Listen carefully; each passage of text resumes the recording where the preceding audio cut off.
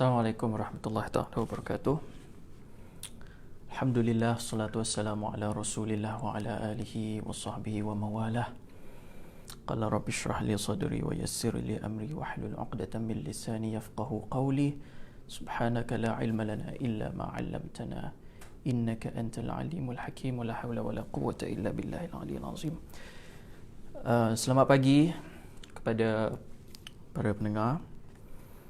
Pada hari ini kita akan cuba membicara sedikit tentang an introduction to metaphysics.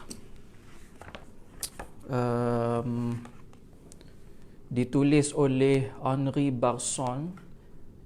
Terjemahan yang saya ambil adalah daripada T.E. Hume. Ini merupakan karya Henri Bergson yang diterbitkan di dalam sebuah jurnal, Revue des Métaphysiques, macam itu, et la morale, di Perancis pada tahun 1903. Dan karya ini telah diterbitkan selepas Time and Free Will, Matter and Memory, dan sebelum Creative Evolution. Itu karya beliau yang lebih masyhur kerana berbicara tentang soal evolusi dan bagaimana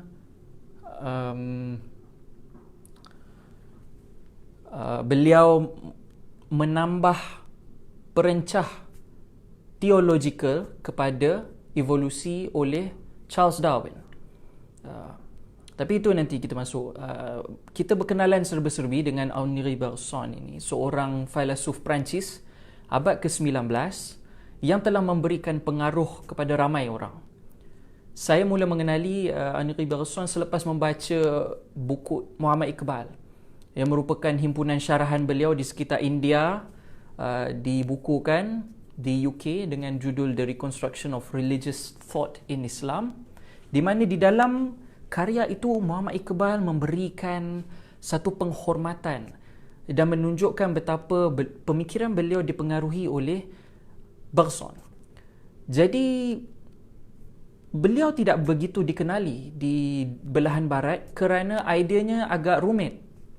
Dan antara tokoh yang telah terkesan dengan beliau adalah seorang ahli falsafah juga bernama Jacques Maritain bersama isterinya Raisa Oumanoff, di mana mereka ini merupakan penghuni University Sorbonne yang telah cuba untuk merungkai permasalahan dan juga makna kehidupan, dan mereka gagal untuk menemukan jawapan yang tuntas dan boleh melegakan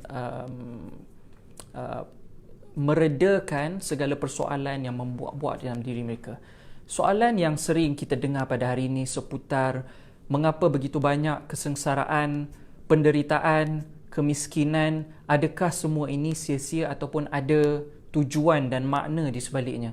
Jadi ini merupakan persoalan eksistensial yang menghantui dua orang pemikir ini. Maka satu ketika mereka dibawa untuk berjumpa dengan Henri Bergson di dalam satu syarahan di seingat saya Collège de France nanti,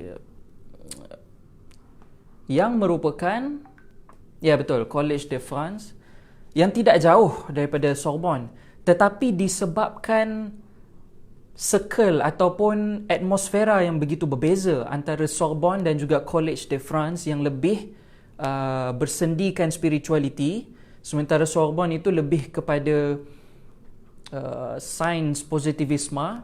Jadi mereka hampir tidak bercampur. Tapi satu ketika dua orang ini pergi mendengar syarahan dan mereka merasa takjub dengan hujah-hujah yang diberikan oleh Henri Bergson. Sebelum itu mereka sudah sampai ke tahap ingin membunuh diri kerana tidak merasakan lagi perlu hidup di atas dunia ini. Ini merupakan satu masalah yang sering dibangkitkan misalnya oleh Albert Camus di dalam banyak karyanya, Le Stranger dan lainnya, Franz Kafka. di mana membincangkan soal suicide, membunuh diri, kerana tidak menemukan makna di dalam kehidupan. Oleh sebab itu, apabila mereka mendengar syarahan Henri Bergson yang ada, orang kata, nilai-nilai spiritual, kerohanian, itu telah menangkap hati mereka dan mereka membatalkan niat untuk membunuh diri. Dan pada malamnya, selepas syarahan itu, dikaji segala hujah-hujah Bergson untuk memastikan adakah ia menjawab segala persoalan mereka dan adakah ia logik dan sebagainya. Jadi ini kita tak boleh nafikan. Di dalam diri manusia ada beberapa ruang, ada beberapa bilik.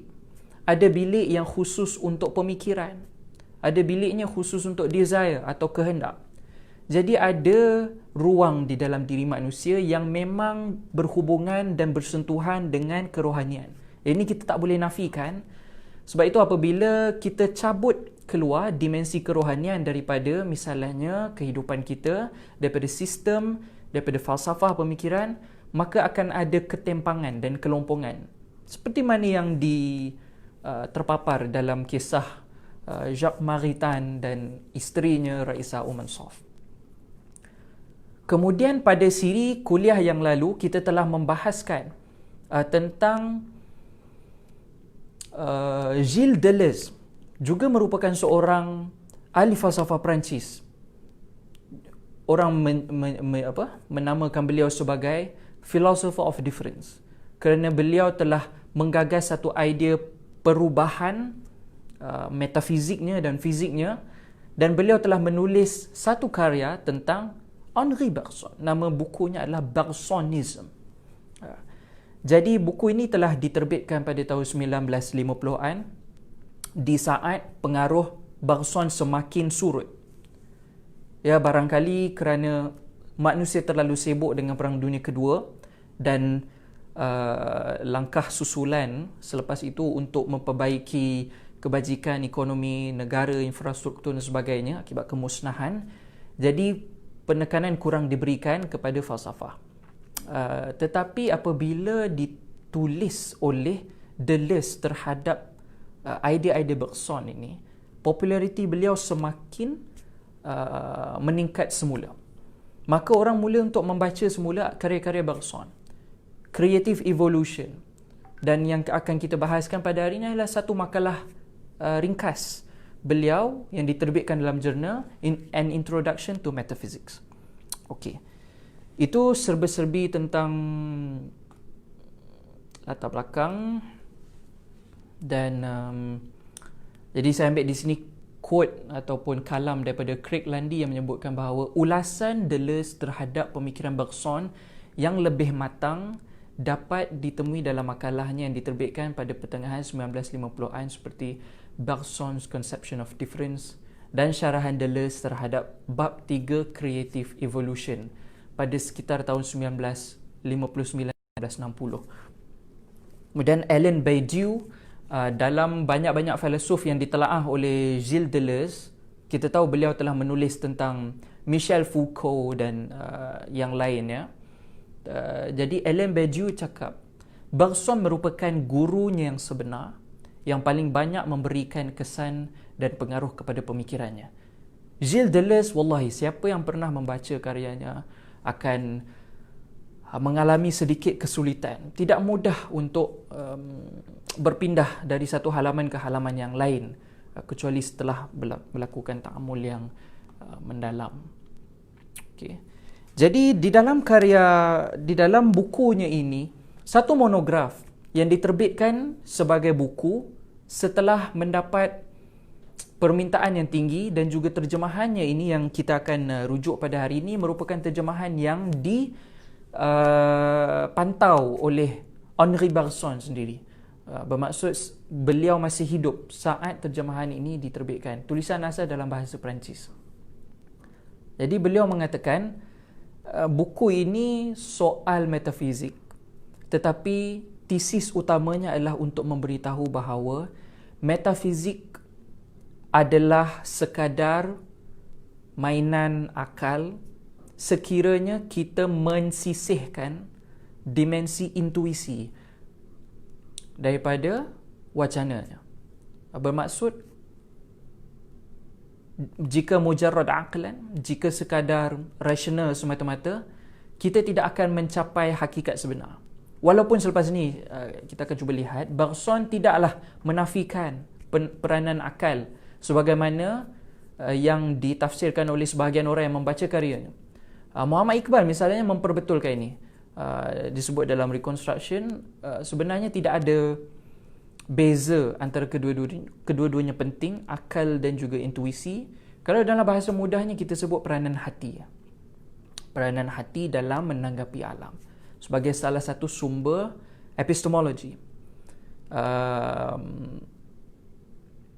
Jika kita merujuk, misalnya saya cuba untuk memberi silang rujukan supaya kita tahu hakikat falsafah, walaupun siri kuliah ni adalah falsafah barat tetapi tidak sepenuhnya terasing daripada falsafah Islam, falsafah Timur, Buddhisme, Tao dan sebagainya. Jika kita lihat misalnya di dalam Aqaid Nasafi, kemudian syarah yang selanjutnya oleh Taftazani juga diwacanakan, dikuliahkan di dalam siri falsafah Islam yang lepas oleh saudara Hakim. Bagaimana Imam Taftazani membahagikan epistemologi manusia kepada beberapa bahagian. Yang pertamanya khabar sadiq, yang keduanya akal, yang ketiga panca indera, dan kemudian beliau melanjutkan dengan aspek-aspek kerohanian, hadas, kemudian wujdan dan lainnya. Itu semua soal bagaimana peringkat hati dalam menanggapi realiti.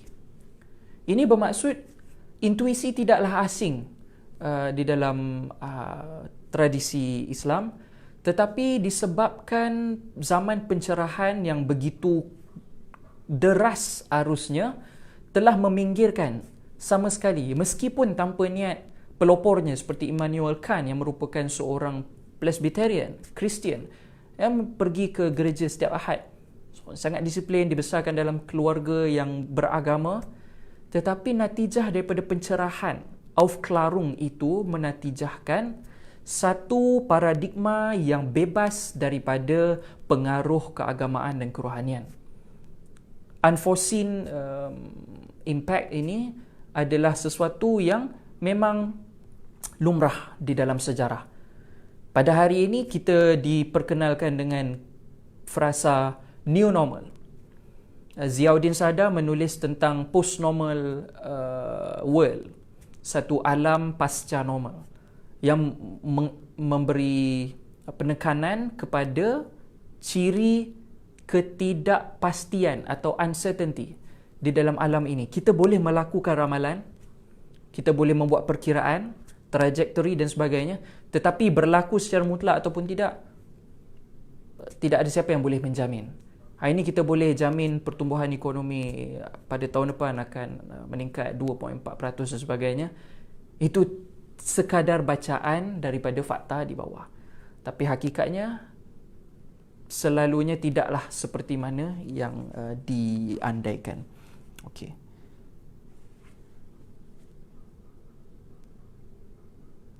Okey, jadi perbezaan antara beliau memulakan tulisannya dengan membezakan antara seseorang yang memandang satu objek daripada satu sudut dan juga seseorang yang duduk di dalam objek itu sendiri. Jadi ada beza. Jika kita memandang seketul batu, kita boleh lakarkan macam-macam lekuknya, kita boleh beritahu teksturnya, kita boleh ukur beratnya, kita boleh ukur saiz, kita boleh ukur ketinggian, kita boleh ukur kepadatan dan sebagainya, tetapi tidak pernah sama dengan seseorang yang menjadi batu itu sendiri. Henri Bergson cuba untuk menjelaskan kepada kita bahawa tidak mungkin untuk kita memahami 100% hakikat sesuatu sekiranya kita duduk daripada luar, daripada sudut tertentu. Itu hanya akan melahirkan perspektif. Sebab itu beliau bezakan antara analisis dan juga intuisi. Analisis adalah hasil daripada cerapan kita terhadap objek daripada pelbagai sudut. Kita mungkin katakan kita, misalnya jika kita menerima, kita ada 360 darjah, kemudian kita ada 360 sudut pandang atau perspektif. Andai kata kita berjaya himpunkan ke semua 360 ini, angle, ya, untuk mencerap seketul batu, adakah kita akan berjaya menghasilkan apa yang disebut sebagai intellectual equivalent ataupun bahasa lainnya intuisi terhadap batu tu? Henri Bergson mengatakan ramai akan menyangka ya, tetapi hakikatnya tidak. Dan beliau datangkan dua hujah. Pertama, analisis atau melalui abstraction. Kita mengabstrak ciri sesuatu batu itu. Kita mengabstrak teksturnya, kita mengabstrak berat, kita mengabstrak jirimnya, diperbuat daripada apa dan sebagainya. Itu hanya akan berkhidmat ataupun membawa kita kepada analisis. Ia tidak akan membawa kita kepada intuisi. Intuisi hanya akan datang daripada fenomenologi. Apabila kita menyatu dengan durée ataupun tempoh, masa, epok sesuatu itu, dan kita tidak berada di luar. Juga disebut oleh Bergson sebagai intellectual sympathy. Kita merasai denyut nadi batu itu. Itulah intuisi sebenar. Jadi anda akan mungkin pada saat ini akan perasan bahawa apa yang cuba untuk diketengahkan oleh Bergson ini seolah sesuatu yang hampir mustahil ataupun tidak praktikal untuk kita membangunkan sains. Kerana sains begitu banyak bergantung kepada analisis. Bergson tak nafikan. Dia kata memang sains positif terhutang budi kepada analisis meskipun tidak mencapai darjat keyakinan ataupun intuisi. Tapi dia kata untuk kita maju ke depan, kita mesti melangkaui analisis. Sebab itu beliau datangkan berbagai contoh. Dan ini satu lagi kelebihan Bergson. Dia datangkan berbagai contoh dengan begitu lancar. Misalnya ada satu contoh yang saya ingat, beliau berbicara tentang satu potret menara Notre Dame di Paris. Okey, ini satu binaan yang ikonik. Jadi beliau katakan seseorang pelukis boleh untuk meneliti menara itu, mencerap semua lekuk-lekuknya, cala balarnya, ukiran halus dan sebagainya, dan kita coretkan sebanyak mungkin. Okey, katakanlah kita ada 100 lukisan potret menara Notre Dame untuk kita himpunkan ke dalam satu, saya pada hari ini, satu fail untuk mencerminkan ataupun menonjolkan hakikat menara Notre Dame. Beliau sebut, bandingkan dengan seseorang yang pergi ke situ, okey, dan melihat menara itu dan merasai teksturnya, mengamati kepadatan cahaya dan merasakan suhu di tempat itu. Apakah sama? Jadi sudah tentu tidak. Bagaimana dengan potret tadi? Dikatakan sekiranya seseorang pelukis itu, artis, cuba untuk melukis Notre Dame, dia seorang je. Tetapi Bergson kata dia tidak akan mampu untuk melukis sama seperti mana yang Notre Dame yang asal, kerana akan ada kecenderungan. Barangkali dia ingin melukis Notre Dame, tak tahu saya sebut betul ke tak ni, Notre Dame, dengan satu bayang yang indah pada dia. Mungkin pada mata kasar dia tidak cukup ikonik, tidak cukup epik. Jadi beliau ada kecenderungan untuk merubah gambaran asal Notre Dame yang terpancar pada matanya ada sedikit kecenderungan. Jadi ini inclination atau proclivity yang disebutkan oleh Bergson ini cenderung untuk merubah hakikat sesuatu objek. Dan beliau bawa kita kepada, ini sebenarnya kritikan beliau kepada Sigmund Freud, seorang ahli psikologi Austria yang hidup sezaman dengan Bergson, yang mengusulkan teori psikoanalisis. Psikoanalisis ini secara umumnya adalah apabila seseorang pesakit itu datang kepada Sigmund Freud dan mengadukan masalahnya. Jadi dia akan dibaringkan di sebelah, dia akan cerita macam-macam, dan daripada situ Sigmund Freud akan mengabstrak ciri-ciri tertentu. Misalnya tentang depression, jadi dia akan fokus kepada segala naratif dan juga elemen yang dituturkan oleh pesakit yang synchronize ataupun duduk di bawah payung tema depression. Selebihnya itu akan diabaikan. Jadi ini dikritik oleh Bergson. Dia kata apabila kita ingin mencerminkan personality seseorang, tidak mungkin kita hanya bersandarkan kepada elemen. Daripada elemen-elemen itu kita cantumkan, kita kata orang ini sebenarnya personality dia macam ini, dan alternatif ataupun solusinya dia perlu melalui rawatan sekian-sekian. Ini yang Bergson kritik.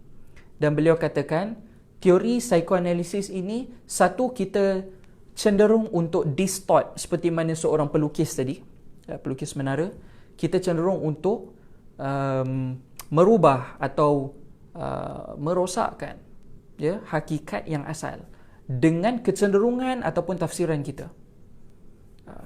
Dan yang kedua, kita menyangkakan bahawa apabila kita dapat himpunkan segala data dan analisis kita dapat bentuk satu ni. Tapi beliau kata tidak. Ada beza antara elemen dan juga bahagian. Elemen adalah tafsiran kita terhadap konsep yang dibangunkan hasil daripada abstraction ataupun pencerapan terhadap sesuatu objek. Jadi ada beberapa langkah. Bahagian adalah apabila kita pecah-pecahkan konsep objek itu. Jadi bagaimana saya nak bagi contoh? Contohnya seperti kita ambil pokok. Contoh yang mudah. Okey, sebatang pokok.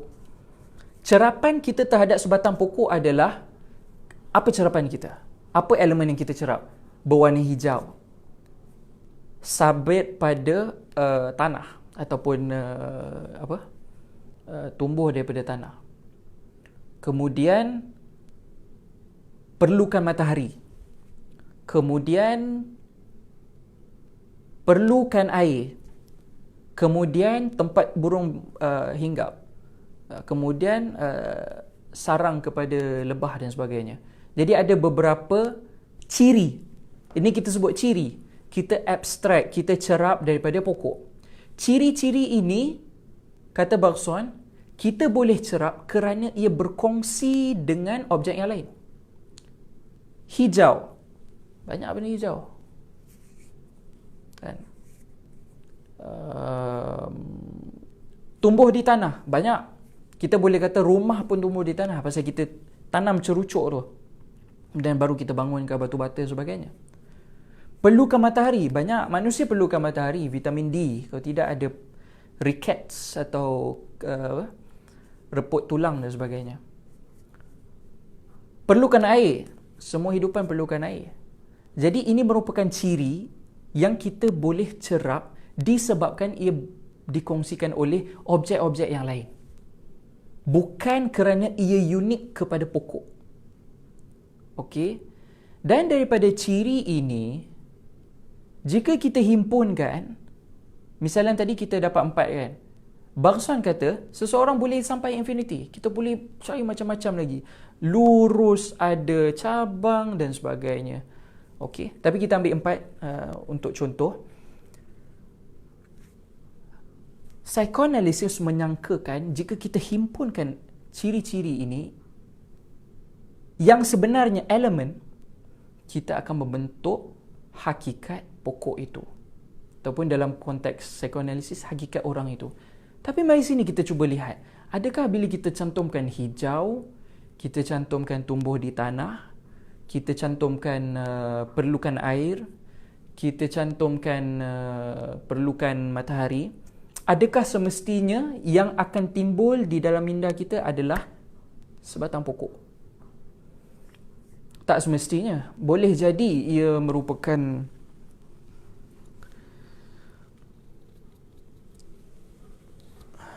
seorang manusia yang ditanam di dalam tanah dan badannya dicat dengan warna hijau. Boleh jadi. Contoh mungkin jawapan mungkin tak masuk akal, tapi saya nak bagi tahu perkara itu tak mustahil. Dan ini merupakan ciri bukan yang unik kepada pokok saja. Okey. Itulah dia fallacy yang dilakukan di dalam psikoanalisis menurut Bergson. Apabila kita himpunkan ciri elemen-elemen tadi, kita menyangka kita telah membentuk orang tu. Sebab itu beza antara elemen dengan bahagian. Bahagian ya, pokok itu kita potong-potong-potong, ranting, daun, akar dan sebagainya. Dan kita berhajat untuk himpunkan semula, membentuk pokok. Memang boleh jadi. Tetapi berbeza dengan elemen. Okey. Kemudian siapa lagi ya? Jadi itu antara, saya rasa sangat menarik kerana Bergson ini seorang yang sungguh jujur dan dia berani dalam mengutarakan ataupun deconstruct beberapa andaian kita selama ni yang ternyata salah. Jadi sebenarnya beliau mengkritik psikoanalisis. Dan saya rasa untuk kita meninjau tingkatan kita kata cerapan daripada buku ini, kita bolehlah simpulkan ada 3. Ini setelah kita baca semua, bukan dia bagi tahu ada 3 tingkatan, 1, 2, 3 tak. Kita baca, kita cerap, kita dapat cerapan elemen tu ada 3. Yang pertamanya adalah intuisi, ni yang paling tinggi. Turut merangkumi hati, sanubari dan juga akal dan juga panca indera. Yang kedua adalah konsep, minta maaf, gambaran. Saya tak sentuh lagi. Baik. Kita masuk tentang gambaran. Gambaran adalah kita mensimbolkan sesuatu objek itu dengan suatu gambaran atau simbol, dan daripada simbol ini jika kita buat banyak, kita akan membantu minda kita untuk memahami hakikat objek itu. Beliau datangkan contoh terjemahan puisi Iliad oleh Homer, seorang sastrawan Yunani purba yang telah mengarang satu epik atau karya theological dan juga perang dan sebagainya,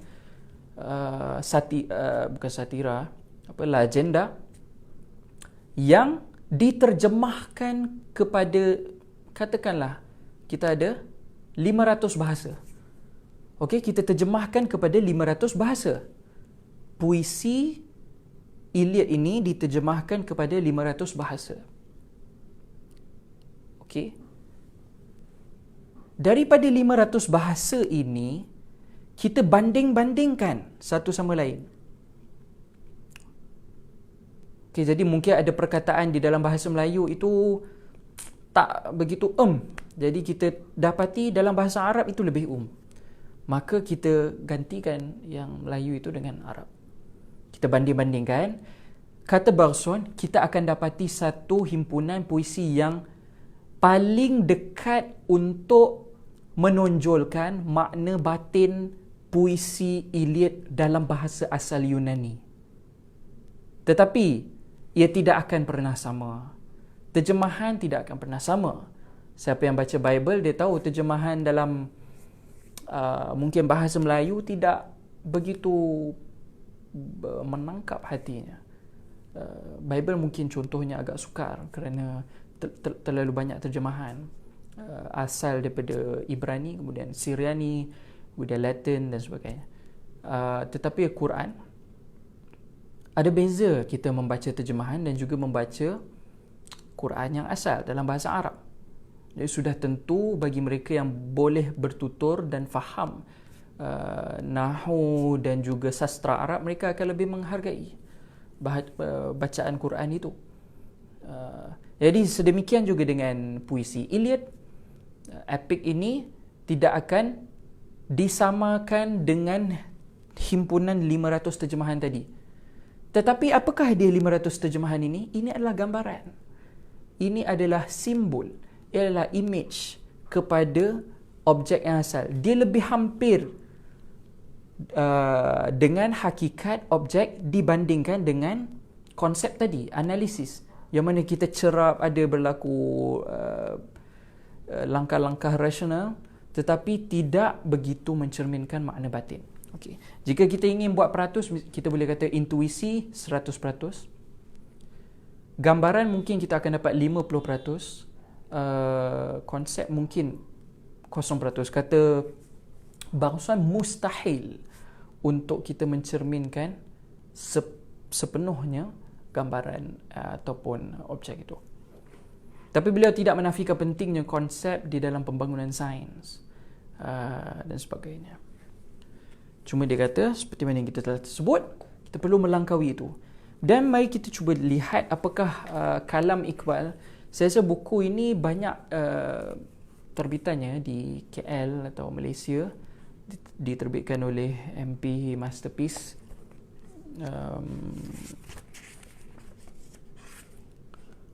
Masterpiece Publication. Okay. Iqbal di dalam bab pertama telah membahaskan tentang pengalaman kerohanian. Saya sewaktu baca buku ini di UIA, profesor saya menegur, tahukah kamu mengapa Iqbal memulakan bukunya dengan pengalaman kerohanian? Jadi untuk itu kita perlu buat kuliah yang lain. Okey, tapi secara ringkasnya, itu zaman pada waktu itu, selepas ataupun sewaktu Perang Dunia Pertama dan menuju pada Perang Dunia Kedua, Iqbal tak sempat. Jadi, dan pada waktu itu juga India sedang dijajah. Sains pendidikan British dibawa masuk dan diserapkan di dalam sistem mereka secara tidak langsung mensekularkan pemikiran. Jadi Iqbal cuba untuk menarik masyarakat Muslim di India untuk kembali kepada Tuhan dan ajaran mereka. Okay. Apa kata Iqbal tentang Bergson? Dia kata, there is no reason to suppose that thought and intuition are essentially opposed to each other. Okay. Tidak ada sebab untuk membeza-bezakan pemikiran dan juga intuisi. Tapi Bergson dia membezakan. Sebab itu Iqbal di sini menyatakan teguran halus. Dia kata kedua-duanya berpangkal daripada akar yang sama dan saling melengkapi. Yang satunya menanggapi realiti daripada cebisan. Yang satu lain menanggapi realiti secara keseluruhan. Itu intuisi.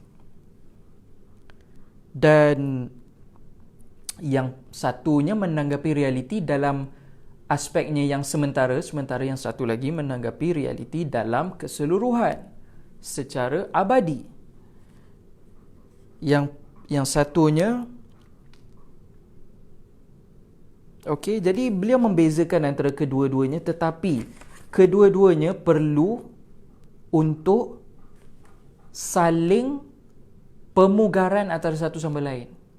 Maksudnya, kita perlukan intuisi semasa melakukan ta'akul, dan kita perlukan dimensi akal semasa melakukan intuisi.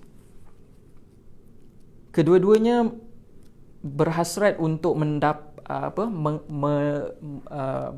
menggapai realiti yang mendedahkan dirinya itu mengikut aspek yang sesuai dengan intuisi ataupun reason atau akal. Jadi cuma bezanya intuisi adalah a higher kind of intellect, satu tingkatan yang tinggi di dalam akal. Okey. Jadi itu pandangan Iqbal, dan saya lihat Iqbal selain daripada Whitehead dan juga beberapa filsuf lain, beliau amat terpengaruh dengan Bergson. Begitu juga dengan Gilles Deleuze yang mempopularkan semula Bergson. Cuma kita ingin membawa perbincangan sebelum kita tutup. Jika ada soalan boleh tulis di ruangan komen. Perkara intuisi ini amat berakar di dalam tradisi falsafah Islam. Dan anda akan temukan ia mula untuk mendapat center stage semasa zaman Surawardi Al-Maqtul. Ya, Shihabuddin. Bukan seorang lagi, ada seorang lagi Surawardi juga, tapi seorang sufi bertarikat. Tetapi Surawardi ini kita sebut yang hidup pada zaman Salahuddin Al-Ayyubi di Jerusalem atau Jerusalem, Baitul Maqdis. Surawardi memperkenalkan falsafah Ishraq, iluminasi, yang mula untuk meletakkan peranan penting kepada pembersihan jiwa. Dan kemudian anda akan temukan Surawardi banyak menakalkan daripada ayat Quran dan juga hadis. Sesuatu yang jarang dilakukan oleh ahli falsafah sebelum itu. Saya tidak katakan tidak, kerana mereka memang berpangkal pada sumber utama Islam ini, tetapi dari sudut tafsiran dan juga kefahaman secara umum. Tetapi Surawardi, beliau menakalkan ayat Quran, disebut hadis. Kemudian datang setelah itu abad ke-16 daripada ranah Parsi, seorang ahli falsafah kabir, gurunya seorang ahli falsafah yang besar, Mir Damad, bapanya seorang alim, dan beliau sendiri bersuluk di Kahak selama, seingat saya, 7 tahun. Ya, duduk di pinggiran bukit. Kawasan itu kawasan yang gersang, Bukit Bukau, Allahu a'lam. Tapi di situlah beliau beroleh inspirasi untuk mengarang satu kitab. Dan beliau adalah Mula Sadra. Dan bukunya dinamakan sebagai Hikmah Muta'aliyah. Asfar Arba'ah merupakan nama yang diberikan. Tetapi Hikmah Muta'aliyah ini selalu diulang-ulang di dalam buku ini. Jadi selalu bila orang merujuk Asfar itu sebenarnya merujuk pada buku yang sama. Jadi Asfar ataupun perjalanan ada 4 tingkatan atau tahap untuk kita menuju kepada kebenaran. Jadi kebenaran di sini merujuk kepada intuisi dalam bahasa Bergson. Cumanya Mula Sadra yang membuatkan kita lebih terpaku dan juga seronok membacanya adalah apabila beliau menyebutkan tentang ikhwanut tajrid, pentingnya penyucian hati, tazkiyatun nafs dalam menuju kepada destinasi yang terakhir. Ada daripada manusia kepada alam, daripada manusia kepada Tuhan, di dalam bentuk manusia, kemudian yang akhirnya daripada Tuhan kepada manusia dalam bentuk Tuhan. Sudah tentu ada orang kata bahasa-bahasa yang kita perlu faham, tidak bermaksud direct, lebih kepada takhalluk, lebih akhlaqillah, sifat-sifat Tuhan.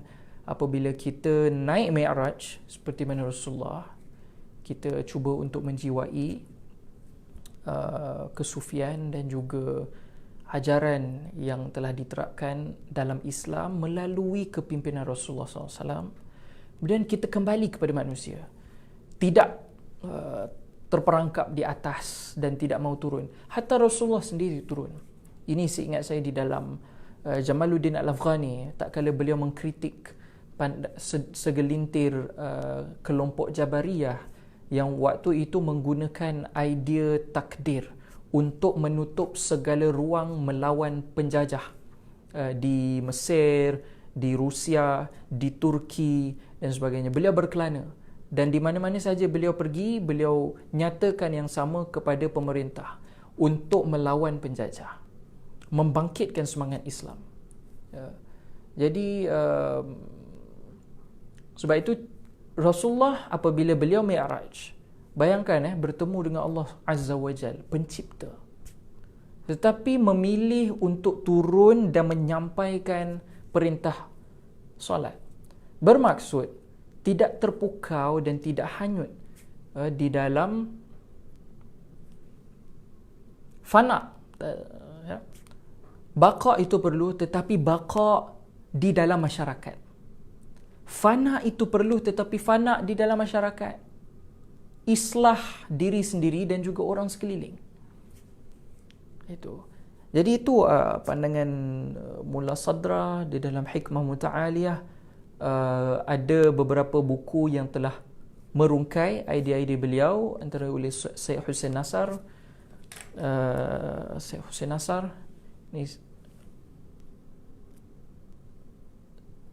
Sadruddin Shirazi and his Transcendent Theosophy, itu terjemahan bagi Hikmah Muta'aliyah.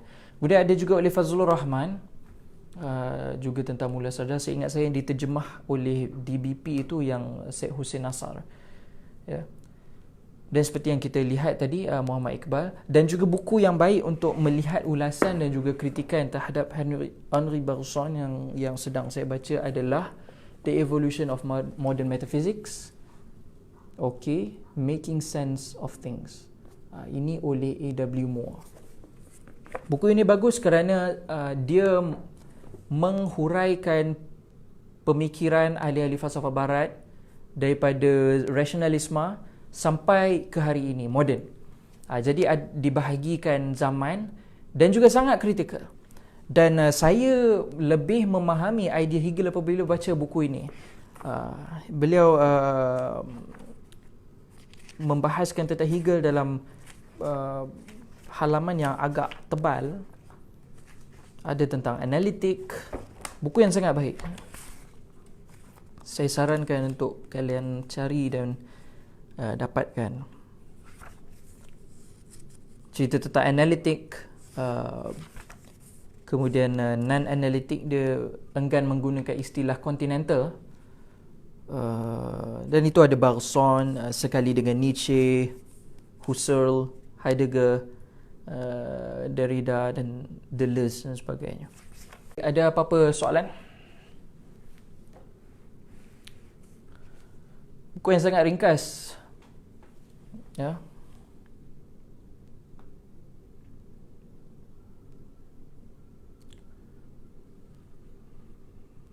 Oh, tak ada kat sini. Okey, tak apa.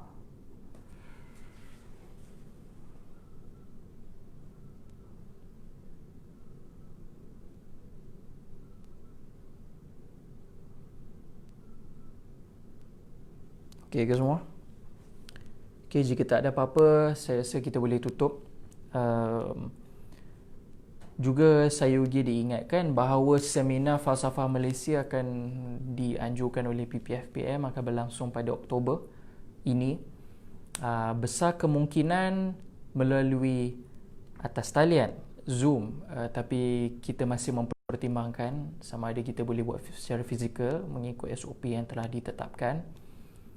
Cuma cabaran kita adalah dari sudut mendapatkan pembentang lah, yang terutama pembentang daripada jauh. Misalnya jika kita buat di KL, mereka terpaksa berkelana jauh daripada Sabah, daripada Kelantan dan sebagainya. Jadi itu sedikit cabaran, dan bagusnya Zoom ni kita dapat himpunkan semua. Tapi saya dapat maklum balas mereka ingin datang secara fizikal kerana lebih seronok untuk bersosial dan lebih, orang kata, lebih dekat dengan intuisi, ya. Okey.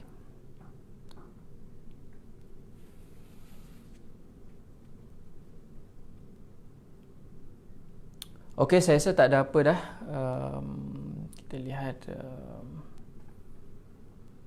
tak ada apa, ataupun saya tak nampak komen kat sini. Tak ada komen, okey, tak apa. Okey, jadi sekian saja. Terima kasih atas masa dan perhatian. Assalamualaikum warahmatullahi taala wabarakatuh, dan selamat tengah hari.